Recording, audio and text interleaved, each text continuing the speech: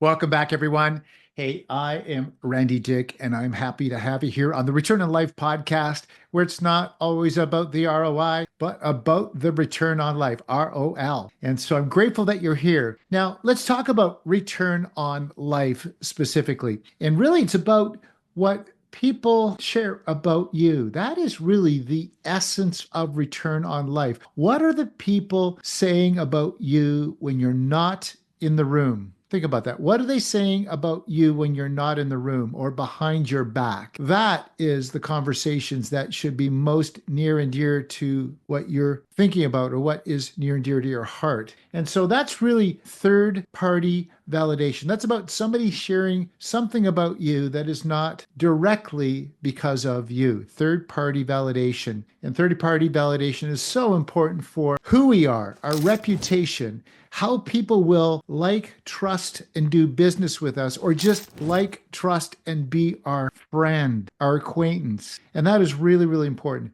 But in business, third party validation is everything. And maybe it's everything about life as well, as I shared earlier. But third party validation and why it's so important is it's because it's what people help people before they help businesses. We're going to talk a little bit about why third-party validation matters and why it's so important in business. And a quick little introduction before I get into it, but it's really about people help people before they help businesses. So they really want to help you before they even think about the business that you're involved in or your business. They want to help you first. It's about people first. And in today's market, trust is a currency. It is everything. Consumers trust what others say about you more than what they say about yourself. So let me say that again. Consumers trust what others say about you more than what you say about yourself. We can share all the things that's so special about us, but it's really about what others say about you that really matters. And that's what's happening when you're not in the room. That's what's happening behind your back. And so third-party validation builds credibility, reduces skepticism, and accelerates the conversation. Really important. So don't do this. When you're thinking about third-party validation, don't do this, but do this instead. So don't rely solely on self-promotion. And I think that's what a lot of people do in business, in real estate. They promote themselves so heavily. Don't just rely on self-promotion. People don't trust businesses that only talk about themselves. And listen, when we justify what we do, when we as salespeople justify what we do, we've lost them. We're saying, we do this, I do that. This is how we get things done.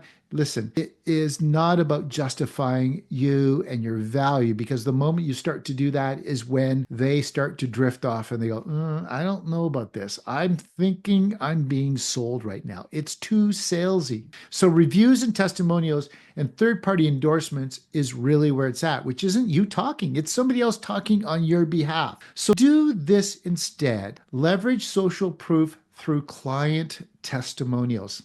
Nothing new here, but I just want to really emphasize how important this is. And expert endorsements and case studies really do make a difference in how people will trust you, like you, and then love you and do business with you. That's really what it's worth and what it's about. So here is another don't when it comes to third-party validation. Don't have the owner ask the review directly.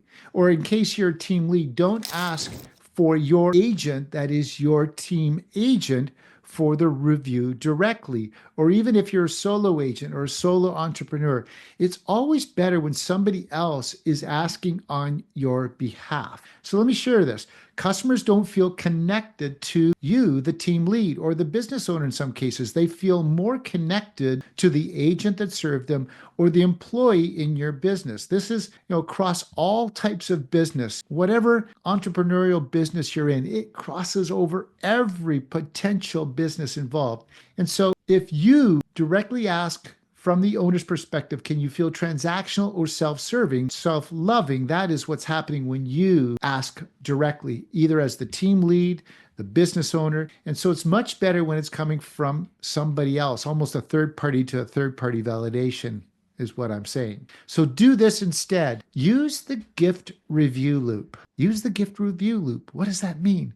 Well, the gift review loop is really about employees providing, or that agent providing, a surprise gift or extra service. Yes, you're actually asking your agent, your team agent, to surprise them with an extra gift or service. And then you, as the team lead, would follow up later with a personalized message. And it would go something like this in the message. It's personalized, it's handwritten. It could be a video text, but it's you as the team lead, not the team agent, but the team lead. And it would say something like this: Hey, Joe, team agent Sally told me how much she enjoyed serving and working for you. They get, or Sally gets, a $50 bonus if you leave Sally a 5-star review sharing your experience. Would you mind taking 2 minutes to help them out? So here's the meat of it. I, as the team agent, the team lead, or I should say the team lead, is sending a private message either through a handwritten card or video text saying,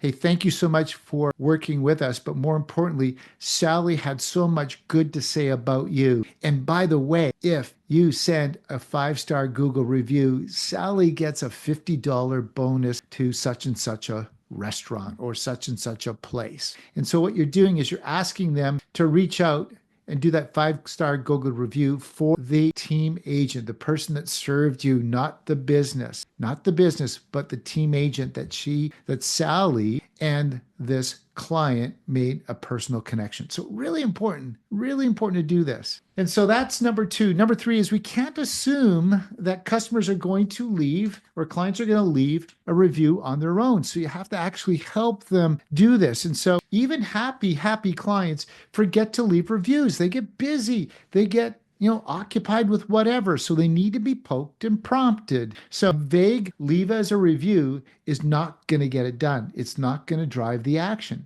So do this instead. Make it easy and incentivize it by the ask. You got to give them a reason to do it. And so provide a direct link to the review platform. Offer a simple reason why it helps. It helps Sally get rewarded. See, you're actually validating Sally in your own business as well. And so Sally gets rewarded. That's the incentive for them.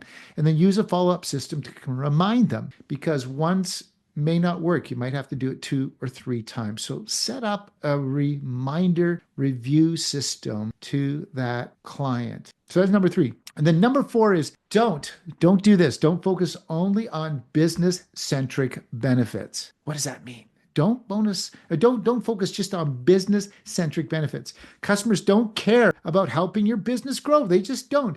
They care about the person that helped them. That's what they care about.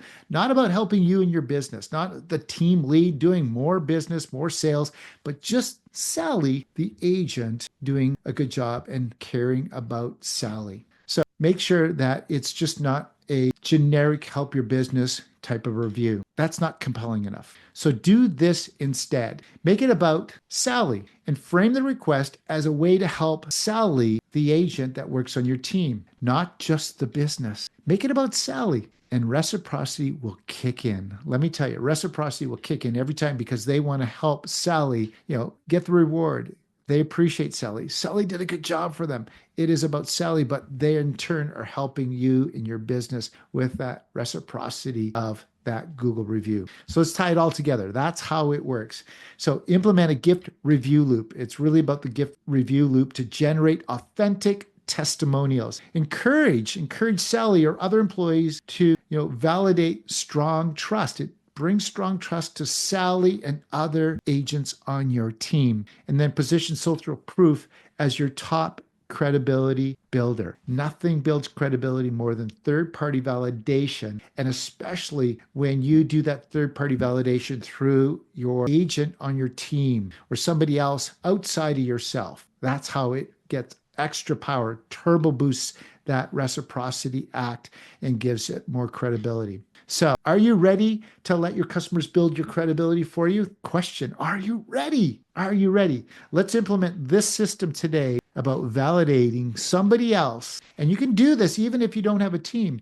You can have other people doing this validation for you. Think about that. Having other people validate for you. That could be that connection, that referral connection, whatever, but there's always a way to have others validate for you. So, what is the story that you want others telling about you when you're not in the room? That is third party validation, and it is powerful in not only building more business, referrals, but just solidifying that client to work with you again and again and again. There's the do and don'ts about third party validation.